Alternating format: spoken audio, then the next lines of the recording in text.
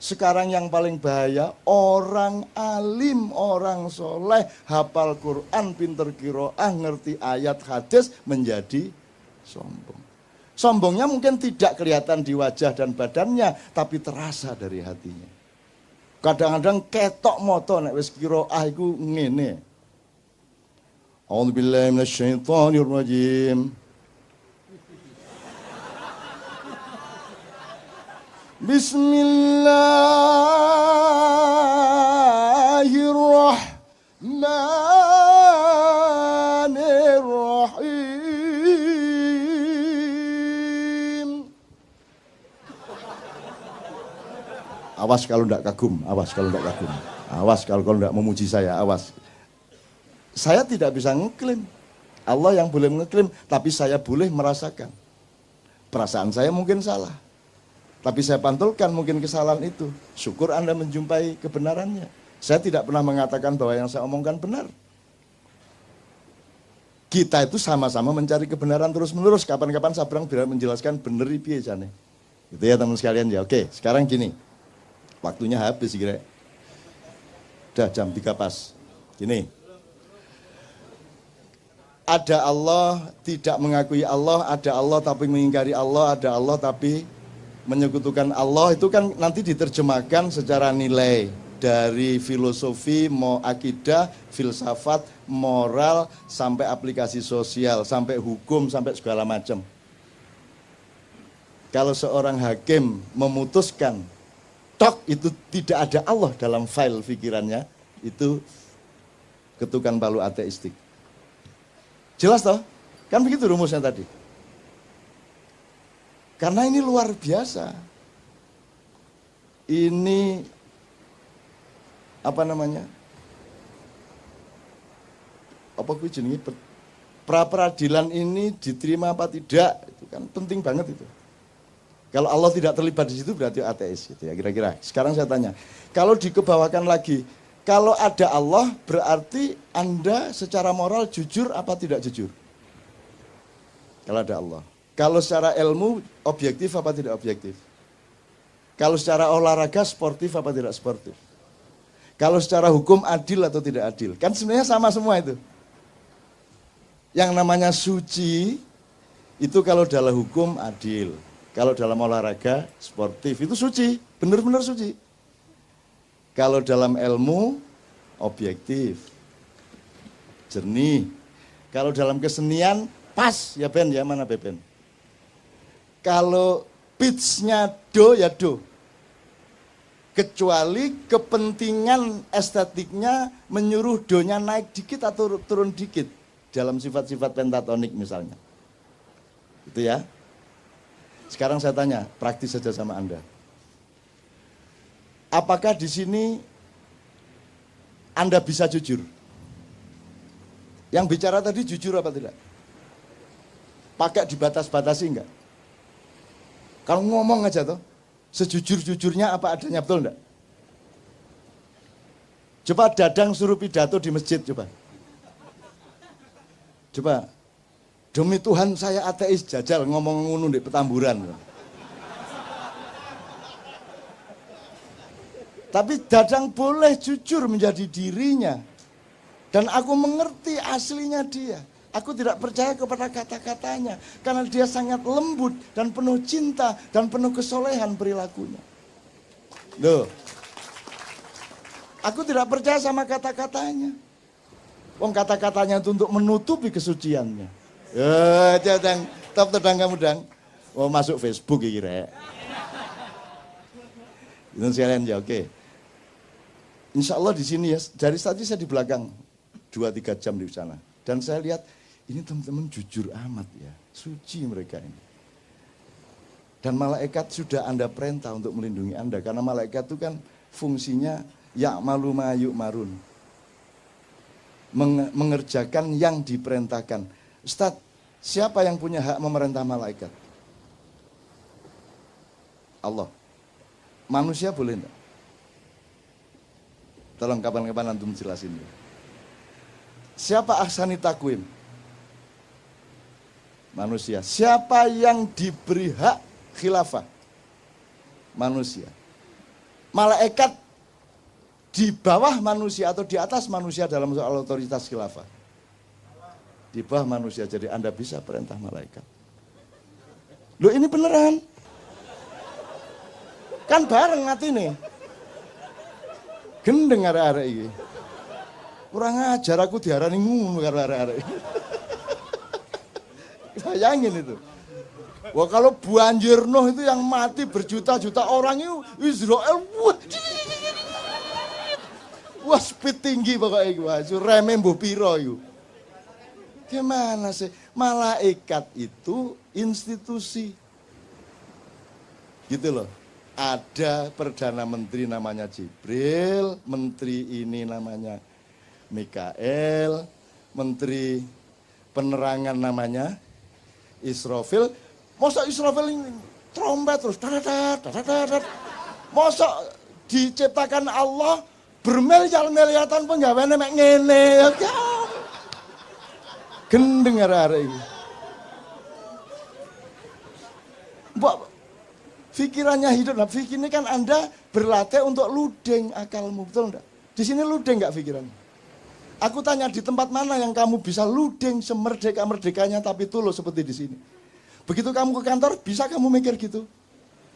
Kebuntu kan gitu kan? Di sini Anda ludeng, lah iya. Terus nodoh Israfilku penggaweane trombon. Gendeng arek-arek.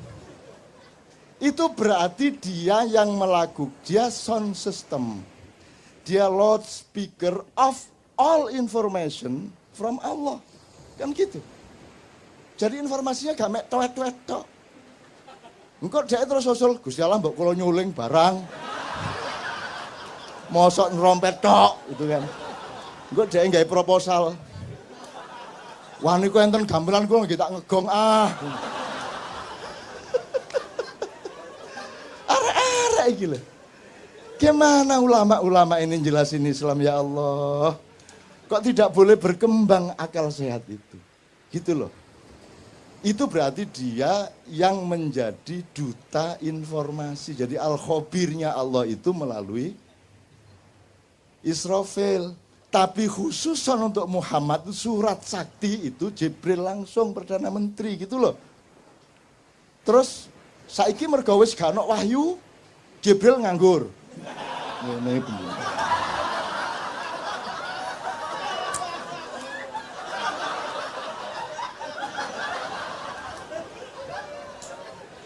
Semiliar tahun mulat. Wis gak ono nabi ya. Nunggu saya dikek akal gak digawe gitu. Jadi Jibril mau manggil karo awakmu iku. Aku mek diarani pensiun mulat. Terus mari ngono main biliar bola 3 kecetak-cetok ijen. Terus mari ngono aerobik. Arek-arek iki. Ndak. Makanya belajar madza al-wahyu wa ma adraka mal wahyu. Wahyu itu apa dipelajari dong. Kalau ilham itu apa, hidayah itu apa, fadilah itu apa, maunah itu apa. Dipelajari gradasinya, strukturnya, perangkat-perangkat dan persyaratannya. Kamu pikir Allah itu membuat terus Allah itu wah ngenteni jek suwe kira Jokowi. Wah jek suwe ki Soeharto. Bagi Allah seluruh kejadian yang kita alami dari Adam sampai kiamat itu cuman des ngono tok. Kalamhin bil basar. Sekejapan mata ngene gitu. Jadi ketepnya niki wis kita sudah berlangsung sekian triliun tahun. Itu sama dengan Nabi Sulaiman bikin sayembara, ayo siapa yang bisa bawa istana Bilqis ke sini. Terus Ifrit saya yang akan angkut memindahkan istana Bilqis ke sini. Berapa lama kamu membawa? Kata si Sulaiman alaihissalam. Sebelum baginda berdiri dari singgasana, istana sudah sampai ke depanku. Sulaiman kan menghormati jane wis kesuwen jane gitu, tapi dia nggak ngomong dia. Bisi aku tok kesuwen nun ya. Nggih aku.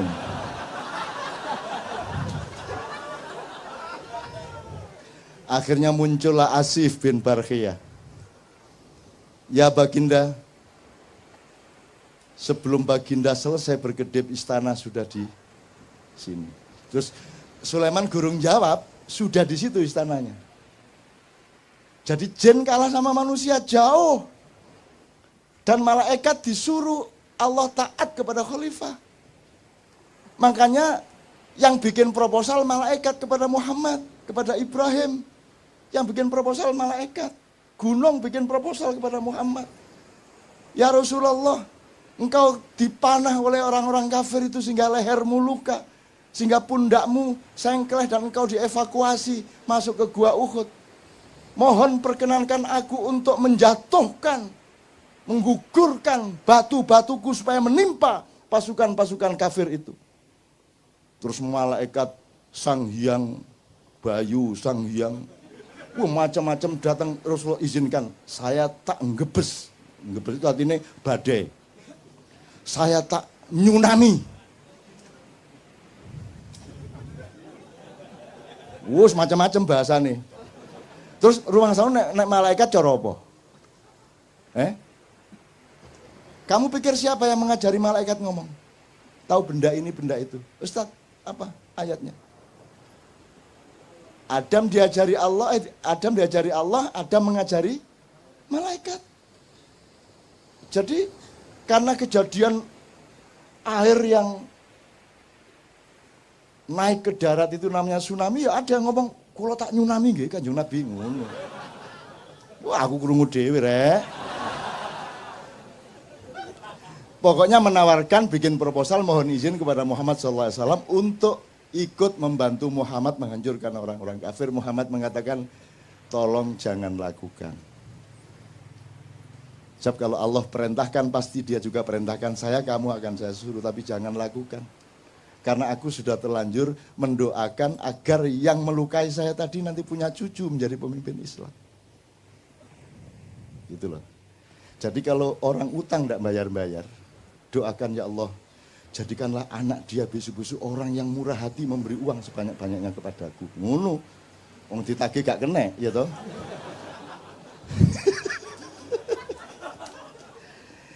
Gembira ya Anda ya. Loh ini namanya rahmatan lil alamin. Bukan hanya rahmatan lil ad loh. Kita khalifatun fil ad, tapi rahmatannya lil alamin. Jadi Anda harus bisa ke Mars. Anda harus naik ke langit-langit. Anda harus ke langit 2, langit 3, Anda menembus dimensi-dimensi. Karena Anda berkewajiban untuk rahmatan lil alamin. Lah ini bumi tok aja kamu tidak bisa rahmatan lil alamin. Paten-patenan bendino. Soal tato gelut. Ayo tatoan gak oleh wudu. Gitu toh? Gak sah wudumu. Seneng arek-arek. Kok gak sholat? Aku gak iso wudu ya. Disangganya terus sedih, seneng. Wong gara-gara tatoan gak bisa wudu. Akhirnya dia gak pernah sholat kan. Sing salah sing bid'ahno atau sing karena mau gak sholat akhirnya. Jadi kalau Anda ingin tidak sholat, mulai besok tatoan. Padahal wudhu itu kan bukan urusan kebersihan jasad. Tapi kebersihan hidupmu, rohanimu, perilakumu, akhlakmu. Makanya secara simbolik meripatmu dibasuh. Karena kamu harus waspada, kamu sering melihat hal-hal yang tidak baik. Begitu juga telingamu, mulutmu, hidungmu, dan seterusnya. Kakimu, tanganmu dibasuh karena dia sering melakukan, dibersihkan dari perilaku-perilaku biasa. Kalau yang kentut pantatmu tidak diusap. Masa ana wudu ngene rek. Ngene wudu. Enggak ada, padahal yang kentut siapa? Jadi yang kotor mana? Pantatnya tuh. Nah jadi ternyata wudu itu bukan urusan kotornya badan. Wong buktinya yang dicuci mukanya. Kalau Anda tidak paham soal ini, lama-lama badanmu bertengkar sendiri. Badanmu, wajahmu begitu diwudhi, mau. Aku gak melok ngentut.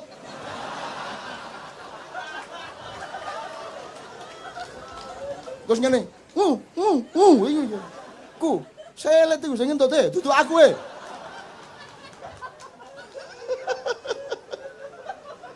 Logis ya? Jelas ya? Agama menggembirakan ya?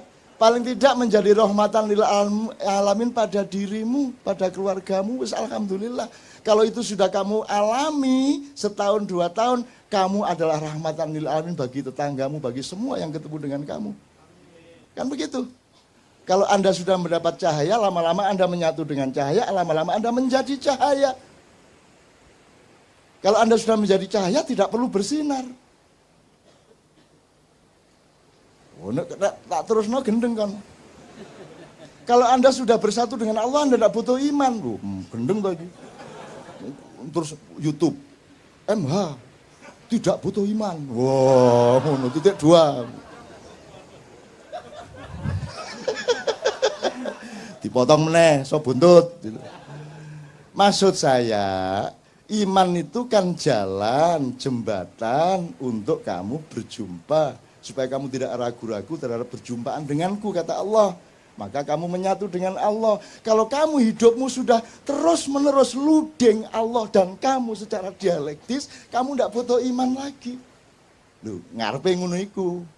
Ojo terus MH anti iman. Loh, gendeng arek-arek iki.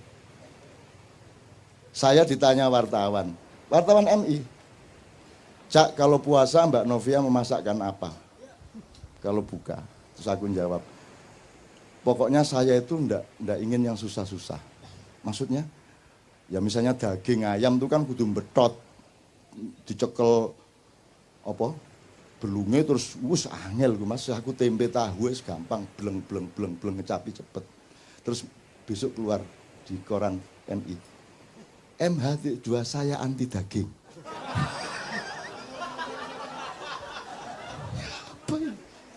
Saya anti daging. Ucapan vegetarian, naruno terusan akhirnya. Saya enggak vegetarian. Saya tidak anti daging. Bayangin kalau saya vegetarian dan saya yakin kepada vegetarianisme, terus semua manusia itu vegetarian, dunia akan hancur. Lah terus PT gak dibelah.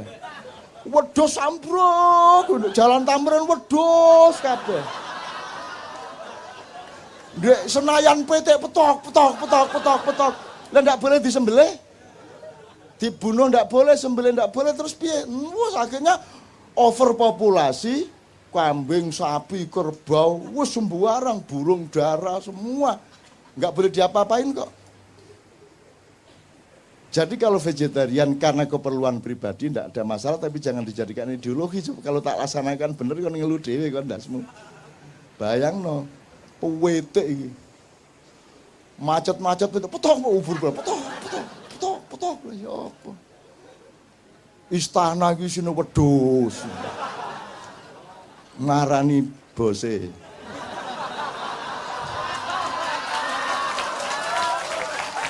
Ngono upamane ya. Oke, sekarang saya tanya, iki wis entek waktune rek aku wis kudu nang airport iki rek. Oke.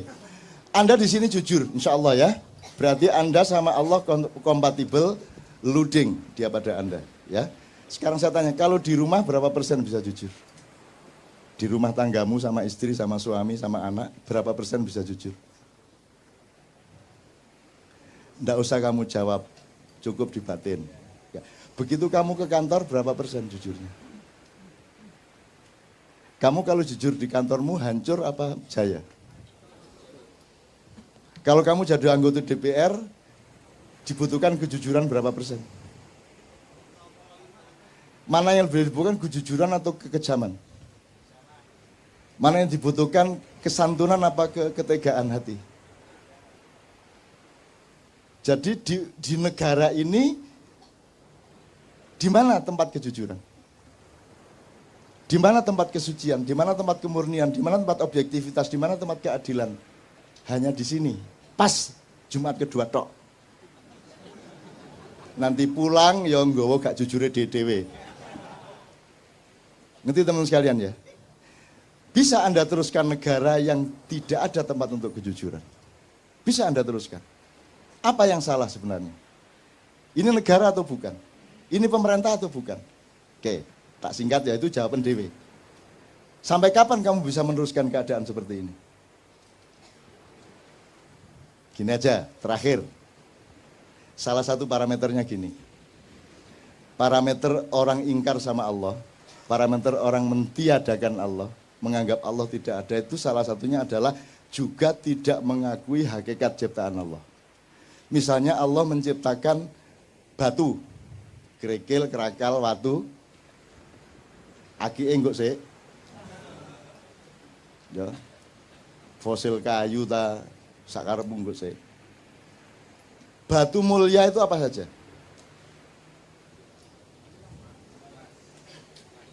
Emas, intan, berlian. Oke, mau milih apa? Intan gitu ya. Intan ya. Oke, 3 aja, kita ambil 3 dari variabel ini. Intan, emas, batu.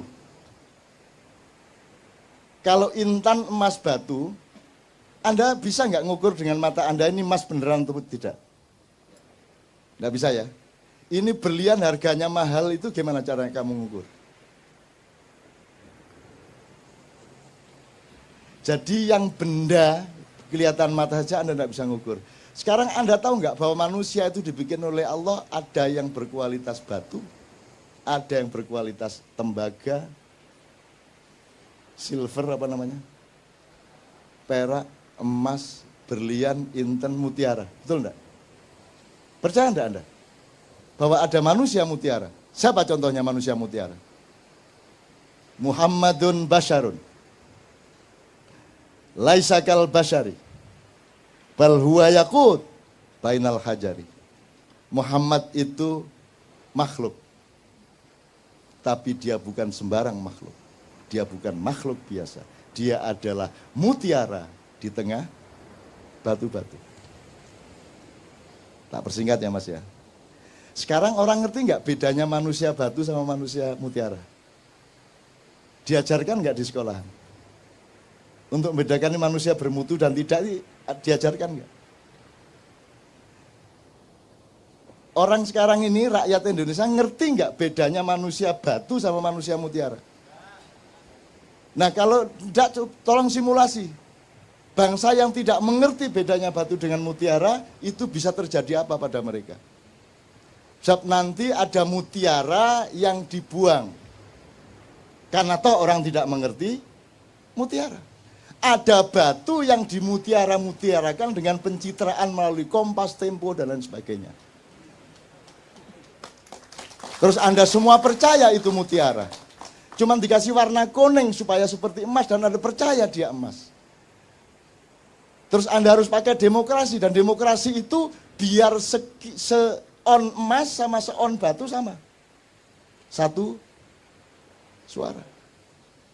Demokrasi itu lahir dari bangsa yang tidak mengenal kemutiaraan manusia. Saya enggak provokasi ya. Di Quran itu yang disebut Allah apa? Ini Mas, sudah nikah? Belum? Mbak sudah nikah? Belum? Kok kabeh rawan ya apa? Yono Habib Anis iki. Udah nikah? Udah. Lebih penting mana, negara apa nikah? Nikah, jelas ya. Umumkan tuh kepada setiap orang, bahwa negara kalah penting. Sekarang pilih mana, negaramu bubar atau pernikahanmu bubar? Dah jelas. Jadi kamu memberi bobot sesuatu itu mesti ngerti mana emas, mana mutiara, mana batu. Kalau kamu tidak mengerti itu, kamu akan celaka. Lebih parah lagi seterusnya. Nah sekarang ini yang terjadi adalah, untuk apa saya ambil emas mahal, susah nyarinya. Mbok sudah saya ambil batu saja, tapi tak cat seperti emas. Itu yang terjadi. Musik ya gitu, DPR ya gitu, pemerintah ya begitu, kan yang dicarikan batu-batu. Jadi kalau kamu sekarang oleh Allah diberi karomah, sehingga Anda adalah mutiaranya bangsa Indonesia, Anda harus siap untuk sengsara, siap untuk tidak dianggap. Karena yang berkuasa dan yang punya duit tidak akan mau membeli Anda karena terlalu mahal harga Anda. Mending ambil batu di Anda-andakan, ngerti nggak? Ngerti ya? Oke. Sementara tidak ada orang marah, orang juga nggak ngerti kok bedanya emas sama.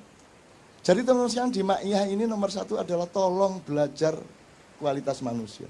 Tolong mempelajari mana manusia batu, mana manusia mutiara, mana emas. Zaman kalau di Quran hanya disebut ada raja. Dan raja itu yang menentukan sebenarnya Allah, yaitu kalau orang rakyatnya sudah mengetahui, oh itu memang orang mutiara itu. Sulaiman itu memang mutiara. Yusuf itu memang mutiara. Daud itu memang mutiara. Semua orang mengakui dengan jujur. Maka dia rajanya memang. Tidak perlu pemilihan. Pemilihan itu terjadi karena Anda tidak ngerti bedanya mutiara sama. Saya bukan anti pemilu. Tapi kalau diterusin memang anti pemilu. Tapi saya tidak mengatakan begitu. Bahwa outputnya seperti itu bukan salah saya. Nah sekarang Anda mau pilih mana? Di Quran tidak ada disebut kecuali kerajaan dan raja. Dan Anda ditipu selama 500 tahun ini. Anda pikir yang di sana itu kerajaan itu bukan kerajaan, itu bukan raja. Raja enggak begitu. Raja punya kualitas, raja punya wibawa. Kalau pakai terminologinya Ronggo Warsito ya Satrio Pinandito, Sinisian Wahyu. Sinanding Wahyu, enggak apa-apa, Sinisian, Sinanding bodoh sama. Jadi Anda harus bisa melihat. Nah sekarang mutiara-mutiara justru dihancurkan. Apakah dia inovator teknologi? Harus dihancurkan. Apakah dia wartawan kreatif? Dikeluarkan. Karena Anda mutiara. Anda mau jujur, mau jernih, mau berbinar-binar seperti mutiara, Anda dikeluarkan. Yang dibutuhkan batu-batu yang dipoles. Karena sekarang yang nomor satu pencitraan. Yang penting itu bukan kamu itu ayam atau bukan. Yang penting rasamu ayam. Benar nggak? Kata Sabrang, jeruk itu hanya dipakai untuk cuci piring. Nah yang diminum orang itu yang rasa jeruk. Gendeng bang saiki. Apalagi orang Jawa, ini sedang periode di mana orang Jawa memperhinakan dirinya. Kalau ada sinetron yang paling rendah derajatnya pasti orang Jawa. Kalau pembantu rumah tangga harus orang Jawa. Kalau pelawak yang dibodoh-bodohkan pasti orang Jawa. Bahwa bahasa yang paling jelek adalah yang medok. Sehingga orang Jawa pun kalau di televisi menjawa-jawakan dirinya, bagaimana kamu kok baru datang sudah malam begini. Ya gak ono wong Jawa ngomong ngono rek. Dimedok-medokkan. Jadi dia bikin jeruk, tanaman, bikin jambu, bikin opo, ternak lele. Engkok nek wis ada jeruk yang bagus disebut jeruk Bangkok. Pokoknya nek Jawa bisa ngelek dewe. Begitu apik nek gak Bangkok, Bombay, apa meneh? Jumbo, Mandarin kan gitu. Pokoknya yang istimewa, yang mutiara disebut luar negeri. Nah Anda bulan depan harus mulai tahu bahwa Anda ini direkayasa untuk ditutupi, dimusnahkan, dipendem, dihancurkan, disembunyikan dalam waktu yang sangat lama, 500 sampai 700 tahun tergantung cara kita melihat bagaimana, tetapi ini sudah sampai hampir ujungnya dan kita akan menemukan zaman yang baru sesudah itu. Insya Allah tidak lama lagi. Yang sehat badanmu, yang sehat, doakan saya juga sehat. Ini sudah berakhir, akan berakhir, tapi kita masih akan lucu enggak karu-karuan beberapa tahun ke depan ini. Terus lucu sampai jangan guyu. Gitu ya teman-teman sekalian ya. Pokoknya mutiara dan batu ya tolong diingat. Itu aja kira-kira saya kira saya harus segera ke airport. Saya mohon tidak bersalaman malam hari ini karena engkau sudah rohani ya. Kalau engkau masih membutuhkan tangan, jasad dan materialku, engkau rendah. Tapi karena engkau dan aku sudah mengalami pertemuan rohaniah yang agung, maka tidak perlu bersalaman secara langsung. Itu caranya mergo kati kepingin cepet-cepet. Loh ya kan gitu, orang hidup kan mesra ya kalau begitu kan. Ya kan berarti aku sudah menyalamimu ini sekarang. Gitu ya. Tak doain semua Anda di sini akan oleh Allah dibuka seperti Rasulullah dibuka oleh Jibril dada dan kepalanya. Hidupmu akan semakin terbuka. Kapan Anda butuh, Anda dapat dari Allah. Kapan Anda ada kesulitan, langsung Anda ketemu kemudahannya. Amin ya rabbal alamin. Saya mohon kita semua berdiri, Ustaz, mohon didoakan. Untuk teman-teman yang beragama secara formal bukan muslim, Anda tolong jangan cemas dengan doa secara Islam ini, karena Islam itu rahmatan lil alamin, jadi Anda dilindungi oleh orang Islam sepanjang Anda berbuat baik dan tidak curang kepada siapapun. Fadhil Ustaz. Al-Fatihah. A'udzubillahi minasyaitonir rajim. Bismillahirrahmanirrahim. Alhamdulillahirabbil alamin arrahmanir rahim maliki yaumiddin. Iyyaka na'budu wa iyyaka nasta'in ihdinas siratal mustaqim siratal ladzina an'amta 'alaihim. Astaghfirullahalazim astaghfirullahalazim astaghfirullahalazim. Allahumma shalli ala sayyidina Muhammad wa ala ali sayyidina Muhammad. Allahumma taqabbal minna salatana wa siyamana wa ruku'ana wa sujudana wa qu'udana wa tadarru'ana wa tahassu'ana wa tamim taksirana ya Allah ya Rabbal Alamin. Allahumma antas salam wa minkas salam wa alaika ya'udus salam fahayyina Rabbana bisalam wa adkhiluna jannata darus salam tabarakta Rabbana wa ta'alaita ya dal jalali wal ikram. Ya Allah ya Rahman ya Rahim, ya Malik ya Kudus ya Salam, ya Mu'minul Muhaiminul Azizul Jabbarul Qahhar. Wahai pemilik alam semesta raya yang memiliki jiwa-jiwa kami, maka jadikanlah jiwa-jiwa kami yang jauh dari kesan untuk kami membangkang kepadamu. Jadikanlah malam ini malam yang penuh dengan keberkahan, malam yang penuh dengan makna untuk menghadirkan hidayah kepada kami semua. Ya Allah ya Rahman ya Rahim, ampunilah dosa-dosa kami, dosa kedua orang tua kami, dosa guru-guru kami, dan dosa orang-orang yang menghendaki dosanya diampuni pada malam ini. Oleh karena itu ya Allah, bukakanlah pintu hidayah, inayah, dan karomah kepada kami yang jujur pada malam ini. Ya Allah ya Rahman ya Rahim, karena itu perkuatlah cinta kami kepadamu. Ana uhibbu ilaika ya Rabb, nahnu nuhibbu ilaika ya Rabb. Kami tidak mampu mengukur apa yang kami bisa perbuat untuk kami bisa diterima oleh Engkau. Tetapi yakinlah bahwa pada malam ini kami sesungguhnya mencintai Engkau dengan cara apa yang bisa kami lakukan. Ya Allah ya Rahman ya Rahim, bukakanlah apa yang mesti dibukakan, dan itu baik untuk kami. Tutuplah apa yang mesti ditutup, karena itu tidak baik untuk kami. Ya Allah ya Rahman ya Rahim, di bawah bimbingan pembimbing kami Kiai Ca'nun, insya Allah mudah-mudahan kita semua mendapatkan makna pada hari ini dan dihadirkan kembali dalam satu kehadiran yang penuh dengan keriduan. Amin. Panggillah kami dalam kerinduan yang penuh dengan kerinduan kepadamu ya Rob, untuk kami bisa bertemu denganmu dalam satu ucapan, salamun qaulam mir rabbir rahim. Rabbana zalamna anfusana wa illam taghfir lana wa tarhamna lanakunanna minal khasirin. Irhamna ya arhamar rahimin, irhamna ya arhamar rahimin, irhamna ya arhamar rahimin. Rabbana atina fid dunya hasanah wa fil akhirati hasanah wa qina azabannar. Subhana rabbika rabbil izzati amma yasifun wa salamun alal mursalin walhamdulillahi rabbil alamin. Al-Fatihah. A'udzubillahi minasyaitonir rajim. Bismillahirrahmanirrahim. Alhamdulillahi rabbil alamin arrahmanir rahim maliki iyyaka na'budu wa iyyaka. Teman-teman sekalian, 2 menit.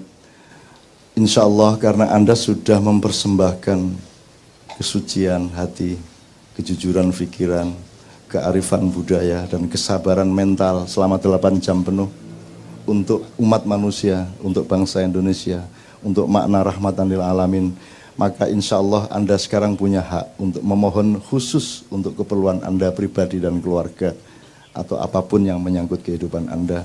Bayangkan, renungkan, dan ucapkan di dalam hati masing-masing apa yang Anda perlukan dari Allah. Anda mohonkan kepada Allah, Mudah-mudahan Allah tidak tega untuk tidak mengabulkan karena Anda telah membuktikan cinta Anda yang luar biasa, kesabaran yang luar biasa demi umat manusia, demi bangsa Indonesia, demi rakyat dan rahmatan lil alamin.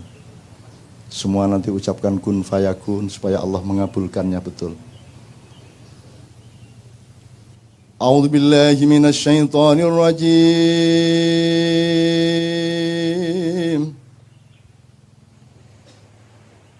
Bismillahirrahmanirrahim. Inna fatahna laka fatham mubina. Liyaghfir laka Allahu ma taqaddama min dzambika wa ma ta'akhkhar. Wa yutimma ni'matahu 'alaik. ويهديك صراطا مستقيما وينصرك الله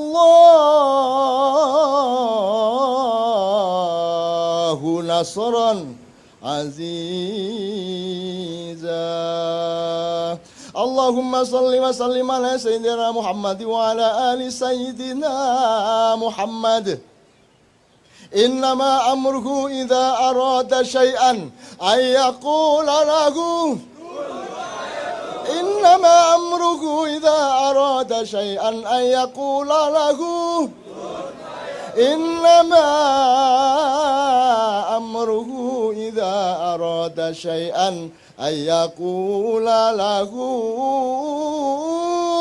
كن فيكون فسبحان الذي بيده ملكوت كل شيء وإليه ترجعون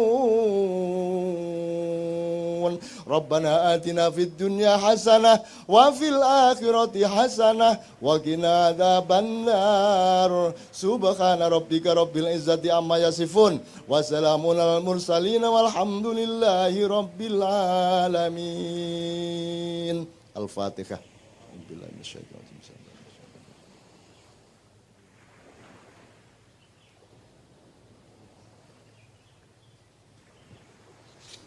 Mudah-mudahan bulan depan Allah membukakan ilmu tentang masa silam kita untuk supaya Allah mengizinkan gerbang masa depan kita semua secara lebih terang benderang dengan kecerdasan sejarah. Amin ya rabbal alamin. Assalamualaikum warahmatullahi wabarakatuh.